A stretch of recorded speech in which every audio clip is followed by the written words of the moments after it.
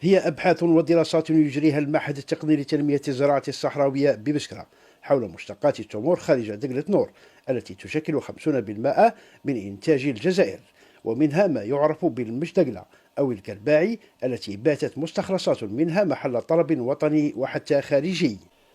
رغم أن العملية لا تلقى اهتماما كبيرا لكنها سجلت حضورها في الأسواق.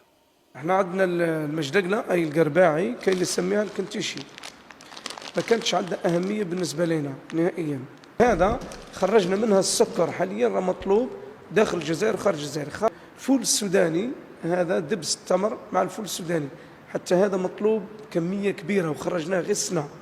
كذلك عندنا شوكولة غبرة حتى هذه خارجة غير السنة، كذلك مخدومة من القرباعي اللي احنا ماناش دايرين له أهمية. أما المفاجأة الكبيرة اللي هي بعد طبعا الشوكولة هذه اللي كامل الناس راهم يعيطوا عليها لدرجة أننا ماناش قادرين نلبوا طلبات المواطن خاصة خارج الجزائر. هي مواد متعددة تستخلص من هذا النوع تحتاج لترويج ومرافقة جادة من قبل الهيئات المعنية وكذا دعم للمعهد التقني لتنمية الزراعة الصحراوية.